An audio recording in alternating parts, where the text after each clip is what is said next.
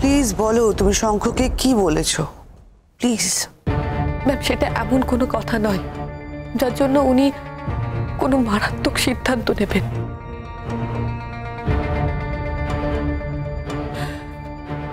আর যদি কোনো সিদ্ধান্ত নিয়েও থাকেন তাহলে উনি আপনাদের সঙ্গে মিটিং করতে চাইলেন কেন? আপনাদেরকে মিটিংয়ে বসিয়ে রেখে উনি এমন কোথায় চলে যেতে পারেন বলুন?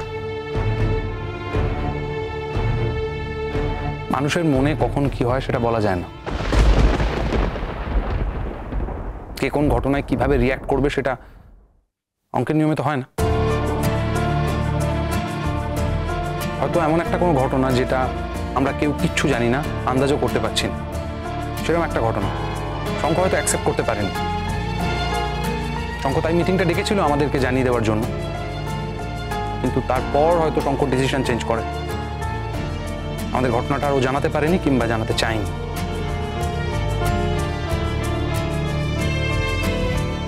শোন, তোর এই চোখের জলের কোনো মানে নেই আমাদের কাছে এখন, বুঝেছিস?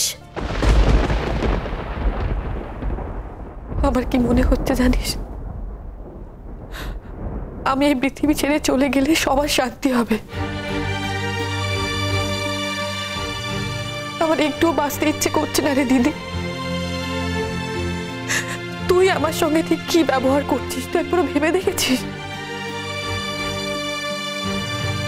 আমি বিপদে পড়ে তোদের কাছে এখানে এসে রয়েছি, আমি কষ্ট করে করে মরে গেছি, তবুও আমি কোনোদিনও কারো গলগ্রহ হতে চাইনি, বিশ্বাস কর। আমি তোদের কাছে কটা দিন আছি বলে সেই জন্য তুই আমাকে। তোমার কি মনে হয় মোহর, তোমার দিদি তোমার সাথে ইচ্ছে করে মিসবিহেভ করছে? ইচ্ছে করে তোমার সাথে এরকম ব্যবহার করছে তাই মনে হয়? যে দিদি তোমাকে এত ভালোবাসতো, তুমি ওর প্রাণ ছিলে, সে তোমার সাথে আজকে এরকম ব্যবহার করছে কেন?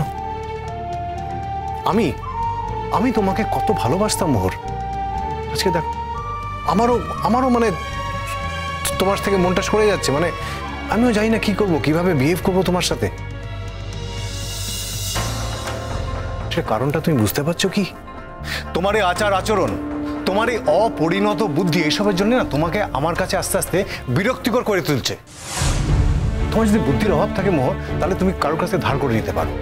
নিজেকে যে এত বুদ্ধিমতী ভাবো না, সেটাই হচ্ছে কি তোমার সবচেয়ে বড় সমস্যা। না, ও নিজেকে বুদ্ধিমতী ভাবুক, ও নিজের ক্ষতি করুক, ও যা ইচ্ছে তাই করুক, আমাদের কিচ্ছু আসে যায় না। কিন্তু আমাদের ছেলের কোনো ক্ষতি করার ক্ষমতা ওর নেই।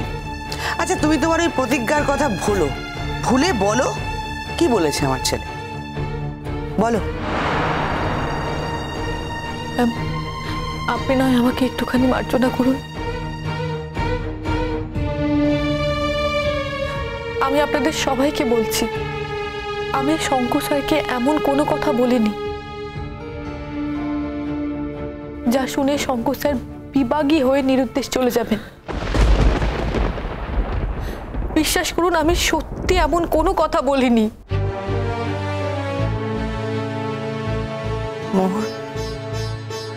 মোহর, তোমাকে বিশ্বাস করার মতো জঘন্য অপরাধ আর একটাও হতে পারে না। আজকের দিনে আমি সেটা হাড়ে হাড়ে বুঝতে পারছি।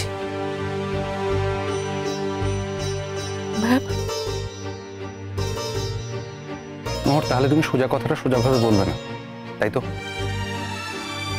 আপনারা সবাই এত বদলে গেলেন, সবাই। তোমার মনে হয় না তুমি সেটা ডিজার্ভ করো? তোমার নিজের এই সমস্ত কাজকর্মের পর তোমার মনে হয় না যে এই বদলটা তুমি ডিজার্ভ করো?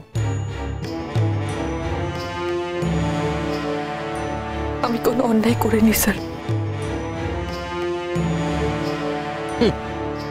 যে সবচেয়ে বড় অন্যায় করেছে সে এখন বলছে আমি অন্যায় করিনি। দেখো তোমরা, দেখো ব্যাপারটা বুঝে দেখো, তোমরা তোমার বোন কি বলছে দেখো। মোহর, তুই কি এখনো বুঝতে পারছিস না যে তুই কত বড় অন্যায় করছিস? আমি যদি অন্যায় করে থাকি তাহলে সেটা একজনের উপরেই করেছি। আমি কারোর সঙ্গে কোনো অন্যায় করিনি। সেই একজনটা কে? আমার ছেলেই তো।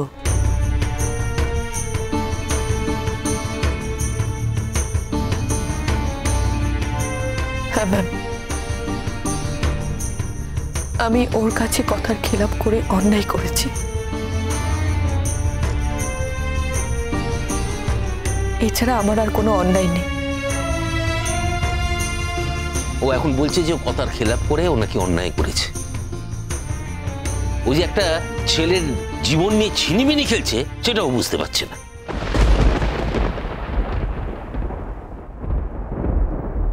কি কথা বলেছিলে সেটা বলো মোহর। কার কাছে তুমি কি প্রমিস করেছো? শঙ্খকে তুমি কি বলেছিলে মোহর, সেটা সবার জানার দরকার। বলো।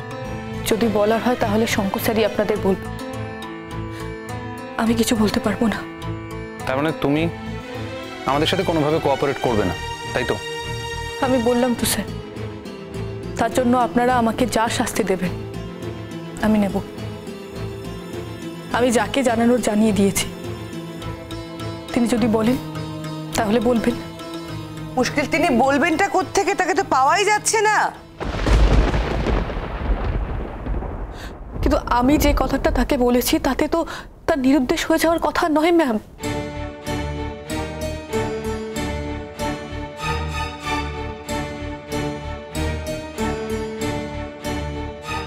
হয়তো অন্য কোনো বিপদ হয়েছে। মোর একটা মানুষ তো এইভাবে উধাও হয়ে যেতে পারে না। একটা মানুষ তো কর্পূরের মতো এভাবে উবে যেতে পারে না। সে কি হাওয়ায় মিলিয়ে যাবে? তার কোনো অস্তিত্ব পাওয়া যাবে না। এই নাটকবাজি করো না, একদম নাটকবাজি করো না। চোখের জল মুছো। তোমার চোখের জলে আমাদের কিচ্ছু আসে যায় না। এসিপি স্যার, আমি আপনাকে বলছি যা ঘটেছে এর জন্য ঘটেছে। অতএব আপনি একটু কড়া স্টেপ নিন,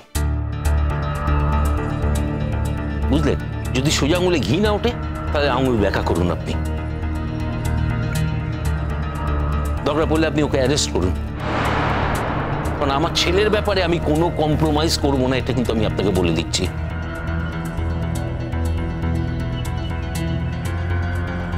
আপনি ভরসা রাখবেন না, ভরসা রাখুন আমার উপর। আমি শঙ্খকে কতটা ভালোবাসি তার থেকেও বড় বিষয় মোহর যে অন্যায়টা করেছে সেটা আমার নিজের চোখে দেখা। আমি সবটা দেখেছি, কারণ আমি সবটাতে ছিলাম, ওদের বিয়েতেও ছিলাম। আমি শঙ্খকে ভালোবাসি কি বাসি না সেটার থেকেও বড় পয়েন্ট হচ্ছে আমি আমার কাজটা করব, যে কাজটা আমি করি। আমি আমার ফোর্সকে পাঠিয়েছি শঙ্খকে খুঁজে বার করতে। আমি শুধু এটুকু জানি যে মোহর আমার সাথে কোনো রকম কোঅপারেট করলো না শঙ্খকে খুঁজে বার করার জন্য।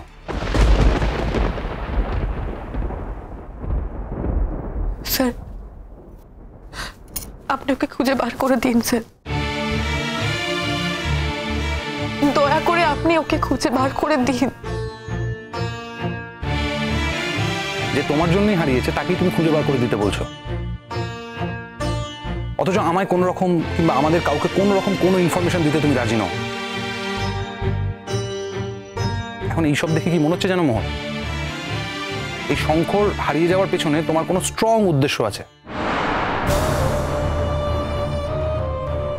কি উদ্দেশ্য স্যার? খুঁজে দেখতে হবে কি উদ্দেশ্য। আমার এখন একটা সত্যি কথা বলতে ইচ্ছে করছে যে এই মেয়েটার থেকে আমার শ্রেষ্ঠাকে শতগুণে বেশি ভালো মেয়ে মনে হচ্ছে।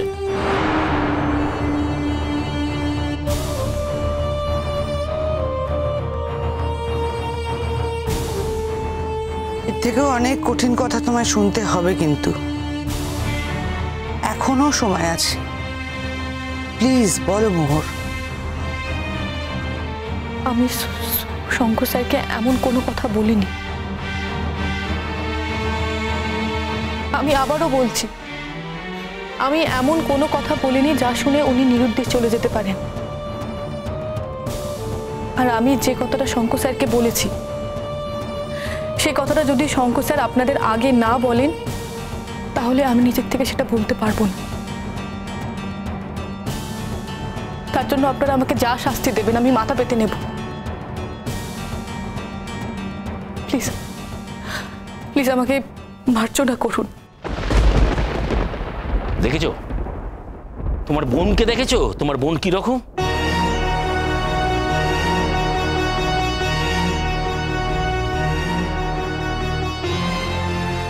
মরে যাওয়া উচিত, তোর মতো মেয়ের মরে যাওয়া উচিত। এতটুকু শান্তি দিস না তুই কাউকে, এতটুকু শান্তি দিস না আমাদের কাউকে। প্লিজ চুপ করো তুমি, ঠিক বলছি আমি।